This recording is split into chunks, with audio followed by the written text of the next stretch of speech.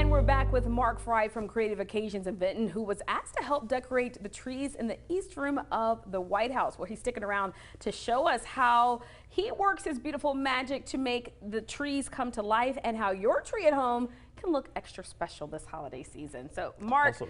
Yes, what's the first step that we should do in decorating our trees? First step is lights. Have to be done first. If you're dealing with a pre-lit tree, great, all the better. Right. If you have a live tree or an artificial tree without lights, my technique is to actually start back in the trunk of the tree and then wrap the branch as you come out, so that then you have even coverage from inside the tree to the tip.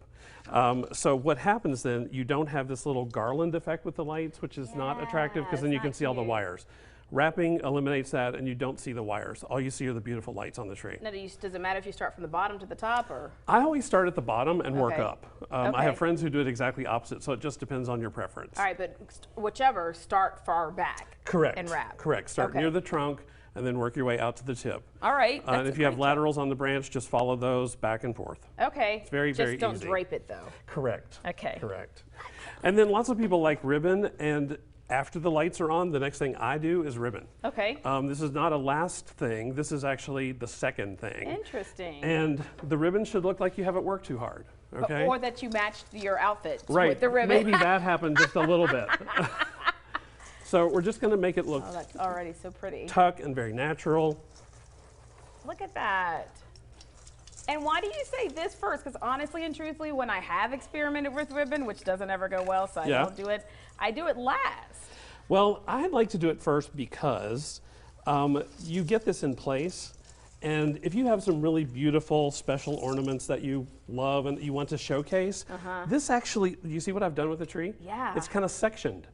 So now we have a big place here. We can put a big, beautiful special ornament here. We can go here with another one and work our way down to the smaller pieces and kind of fill in. Right. I would probably, with a ladder, kind of get this all the way up to the top first. Yeah. But yeah, so it looks like it just kind of meanders around the tree and it almost divides it into sections for you to work. And can I also say about this, I love that you did the contrast of this purple, this rich color, it goes beautifully with these blue tones, silver tones. Right. Yeah. Well, they're neighbors on the color wheel, blues and purples. So one of the things that make that work is just the fact that they're related colors. Right. Yeah. Okay. Now let's talk about ornaments. Okay. Because we've got a lot of ornaments here, and they're a variety of color in terms of shade, but I love the variety of size. So Absolutely. What type of keys do we need to keep in mind when it comes to the shape and size of our ornaments? Yeah, well, definitely have a variety. This is, you know, attractive enough, but it's a little boring because they're all the same size. Right. So if we added in some larger ornaments, Sure. that's going to immediately start to make this a little more interesting. One thing that I do with ornaments, and I love these little ribbon holders because they're attractive. That's me. Yep, it's all on you, girl. But what I like to do is I like for the ornament to look like it's just suspended directly beneath the branch. Okay. So I take the ribbon and I just twist it and wrap it around. And then if you have children or pets, you want this secure, you just bend that branch right over, and then it's suspended right on the end of that branch. That's great if you're working with an artificial tree. Correct. That Correct. trick. Yeah. What if it's real? You can still do the wrap, you just can't bend it back over. Correct. You don't have Yeah. that built-in wiring. Yeah. Yeah. The other thing that's beautiful about these is we have an assortment not only of colors but also of finishes. So this is more of a matte finish. This is more of an opaque or opalescent finish. That's beautiful. And then an assortment of sizes too and shapes. So you have these beautiful teardrops that'll look great too. Yeah, and I think that's the thing. Sometimes people feel like it has to be so uniformed. I think what makes a tree pop is when you have the variety of shapes, sizes, colors, and I also think more is more. Right. Oh, you know, you ask me how much is too much, and there's just never too much. No. Never too much. And that's, you know, sometimes you can make a case for having more than one tree in your house. Yeah. You know, if you get gravitated toward, oh, we have to have one that's this color, but I really love this, then you can do something different in your dining room or your living room. So I have to say, the whole wrapping thing, I had never, ever thought about for you that. okay? Yeah. Okay. That's a great tip. And then it secures it better, too. Lastly, some fluff. Ooh, yeah, I love And I fluff. just, you know, I like fluff. And these are just some artificial branches.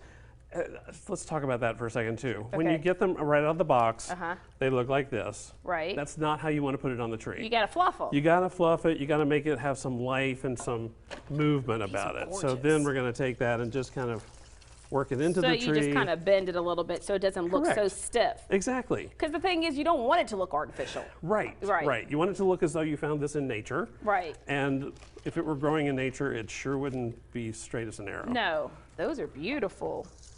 I love that. Oh my gosh, look at the difference. So just a little bit of that adds some dimension and depth to the tree. What is your rule of thumb about the same ornaments being side by side? Does that matter? I try not to do that. My kids hate me for this because I'm like, you already have a gold one there. Move that. Put that up there. Right. And depending on the overall look of what you're doing with the tree, then I always try to move things so that they're not adjacent. Yeah. And we did specifically do that in the White House. Really? Yeah, there were moments where it's like, no, sorry. And we went to other trees, and the team leader said, it's okay if you move those.